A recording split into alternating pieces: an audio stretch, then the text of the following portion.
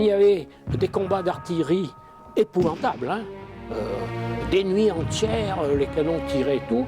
Une triste vie, vous savez. Ils étaient souvent en guenilles.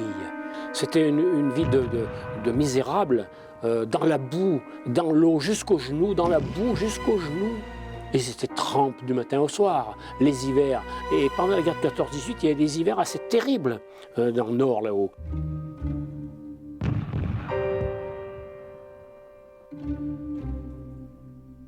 En plus, ils mangeaient certainement pas toujours à leur faim, parce qu'en première ligne, il fallait amener la nourriture. C'était les fameux porteurs de soupe et de pinard, qui étaient chargés de ça. Ils se faisaient tuer par les tireurs d'élite, les snipers qui existaient déjà pendant la guerre de 14-18 avec des fusils à lunettes. Eh bien, ça ne mettait pas du baume au cœur des combattants pour se battre. Donc, ils étaient visés en premier, les porteurs de soupe. Je ne sais pas si, dans l'esprit de l'époque, et notamment des gouvernants qui étaient les généraux, la vie d'un homme représentait bien quelque chose.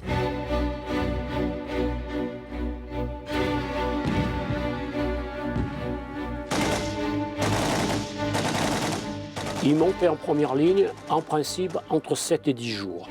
Donc, quand il descendait à l'arrière, il fallait bien s'occuper. La première des choses, c'était de se laver les vêtements. Une fois que tout ce travail était fait, ils n'avaient plus rien à faire, donc ils s'occupaient comme ils pouvaient. Et de là, beaucoup de combattants fabriquaient des objets personnalisés en récupérant des morceaux de métal, d'obus, de bombes qui étaient tombés sur le champ de bataille, des cadres pour mettre une photo, des briquets, énormément de briquets, parce que chaque combattant fumait à l'époque. Donc il fallait bien allumer la pipe ou la cigarette, très souvent la pipe. Donc c'est parmi les principaux objets que je trouve avec un peu d'humanité autour de cette guerre et dans cette guerre. Un diplôme de mérite de l'écolier de guerre. Qu'est-ce que c'était ça? Eh bien, c'était un diplôme qui était donné aux écoliers qui avaient participé à la guerre, ou directement ou indirectement, par exemple à distribuer des journées du poilu sur les parvis des églises, ils se mettaient, tout ça. On impliquait beaucoup les enfants dans la guerre, parce qu'une chose qu'on a peu parlé dans les livres d'histoire, c'est la préparation de la guerre, et notamment par les enfants. En 2 mots, le bourrage de crâne. Personne ne doit oublier que dans les années 1900 déjà, puisque c'était la revanche de la guerre de 70, dans les écoles, il y avait des salles où on apprenait les enfants à se servir d'un fusil, le maniement des armes, marcher au pas. On préparait vraiment la guerre.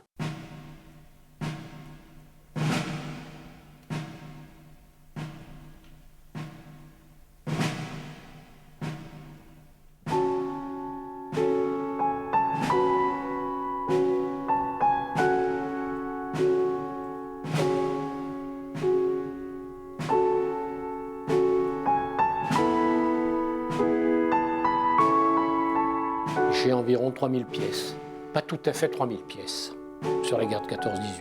Il y a une 50aine de mannequins de montée. Il faut être très motivé pour faire ce genre de collection. Et si on n'est pas directement interpellé par le devoir de mémoire, on ne peut pas faire les choses comme il faut.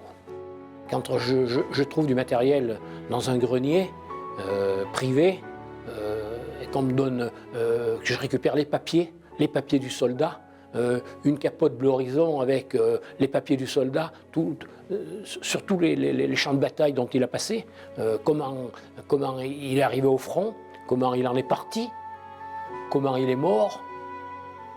Ça, c'est extraordinaire. Quand je peux arriver à trouver un uniforme complet avec tous les papiers du soldat, c'est extraordinaire.